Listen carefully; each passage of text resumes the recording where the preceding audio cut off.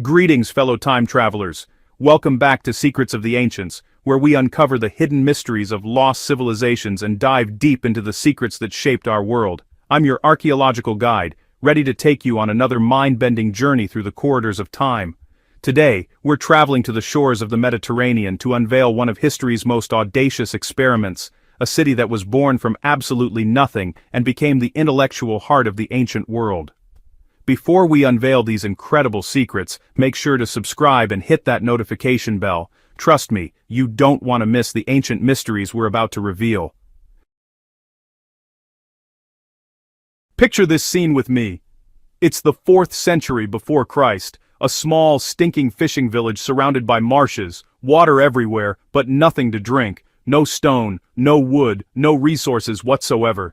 Yet one man looked at this miserable place and saw the greatest city the world had ever known. But here's the mystery that baffled historians for centuries. Why would Alexander the Great, conqueror of the known world, choose this place to build his dream capital? What did he see that no one else could see? The answer will blow your mind, and it all begins on one fateful day. January 29th, 331 BC. Alexander wasn't just a brilliant military commander, he was a visionary urban planner, and this location, as miserable as it looked, had 3 massive advantages that would make it unstoppable. First advantage: maritime invincibility. Direct access to the Mediterranean Sea meant the city could always be supplied no matter what happened on land. Imagine that, a city that could never be starved into submission.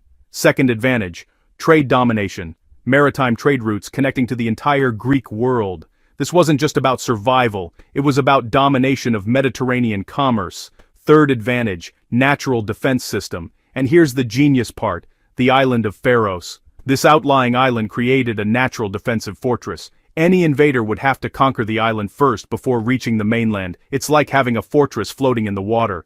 But wait, there's more. Alexandria wasn't just between land and sea. It sat between 2 bodies of water. To the north, the Mediterranean gave access to Europe and Asia. To the south, Lake Mareotis, now completely dry, was the gateway to Africa, Egypt, and the mighty Nile Valley. This city would become the crossroads of 3 continents. Now, here's what will absolutely amaze you. Alexander and his architects didn't just build a city, they invented the future of urban planning. For the first time in history, a major city would be built according to a revolutionary checkerboard pattern. Imagine looking down from above and seeing a perfect grid stretching 5 kilometers long by 1.2 kilometers wide, 20 kilometers of perfectly planned urban paradise. The Canopic Way, ancient superhighway. The heart of this masterpiece, the Canopic Way, an avenue that still exists today after 2,300 years. This street is 5 kilometers long and 30 meters wide. That's twice as wide as any known street of that period. Why so wide? Think about it. Chariots racing past each other, merchants with loaded carts, royal processions, military parades, all moving smoothly without traffic jams. The ancient Greeks invented the 8-lane highway. This road crosses almost at right angles with another massive north-south avenue, creating the fastest transportation network the ancient world had ever seen. These were the superhighways of antiquity. But here's a problem that would have stopped any other civilization. No fresh water, no springs, no rivers, just stinking swamps. How do you build a city for hundreds of thousands of people with no water? The engineers of Alexandria were about to perform an engineering miracle. Solution. Number 1. Underground water galleries. They discovered that the rocky subsoil was made of special dune sandstone with amazing properties. It could capture water from underground water tables. So they dug a network of gently sloping underground galleries called hypogeums. These galleries filled naturally with water, and through a system of wells, they brought fresh water to the surface. Solution number 2. Redirecting the Nile. They built a canal connecting the city to the canopic mouth of the Nile, 27 kilometers away. They literally redirected one of the world's greatest rivers to serve their city. This wasn't just engineering. This was genius, on a scale that wouldn't be matched for thousands of years. Now pay attention to this incredible construction project, the Heptastadion, the island of Pharos, which would soon hold one of the 7 wonders of the ancient world, had to be connected to the mainland. But how do you build a massive causeway stretching 1,244 meters out over open water? Well, here's how they did it. They used a natural sandbar as their foundation, shored it up with embankments, built their causeway on top, and then covered the entire surface with stone pavement. The result? A 7-stadium-long bridge. Hence the name Heptastadion. The genius of dual harbors, but the genius doesn't stop there. By building this causeway, they divided the natural harbor into 2 specialized ports, the Western Harbor, Port Eunastos. This was the military port protected from violent north winds that blow 2/3 of the year. This harbor could shelter hundreds of warships. And then there was the Eastern Harbor, the Great Port. This was the commercial heart of the Mediterranean, with deeper waters to accommodate high-tonnage merchant vessels. This port would handle trade from 3 continents.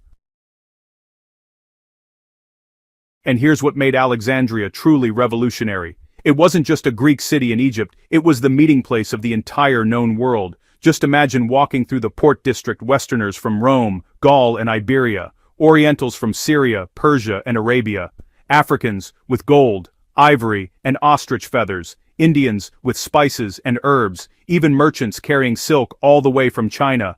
Alexandria became the largest marketplace of ancient times, not just for goods, but for ideas, religions, philosophies, and knowledge. The Greeks understood something profound. Trade isn't just about material goods, it's about exchanging ideas, ideologies, and cultures. This is what made Alexandria the intellectual capital of the ancient world. But here's something most people don't know. Alexandria's greatest commercial advantage didn't come from the Mediterranean. It actually came from behind the city. They built a port on the calm waters of Lake Mareotis, which was connected to the Nile through a channel. This lake port was linked to the Mediterranean ports by short channels, creating the world's first transshipment hub. So, here's how it worked. Goods from the heart of Africa, gold, ivory, wild beasts, came up the Nile. Arabian treasures like myrrh and incense flowed in from the east. Everything converged at this lake port, and then was quickly transferred to the Mediterranean ports for distribution across the known world.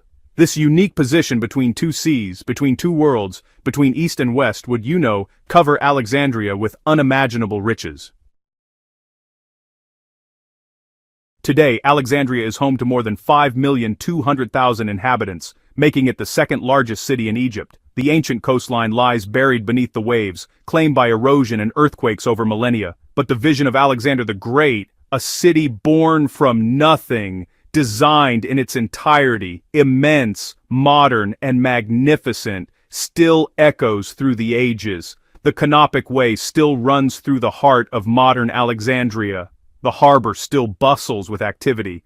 And somewhere beneath those Mediterranean waves lie the remnants of ancient magnificence, just waiting to reveal their secrets. So here's my question for you, fellow time travelers. If you could dive beneath the waters of Alexandria's harbor and retrieve one artifact from the ancient city, what would you choose? A scroll from the legendary library, maybe a piece of the lighthouse of Pharos, or perhaps a merchant's tablet showing trade routes to India?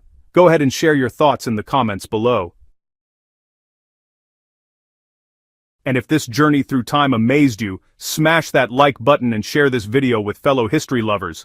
Next time on Secrets of the Ancients, we'll explore another ancient wonder that, honestly, defied all logic and engineering knowledge of its time. We're talking about architectural genius that makes modern engineers scratch their heads in disbelief. You definitely won't want to miss it. Until then, keep exploring, keep questioning, and keep unlocking the mysteries of our incredible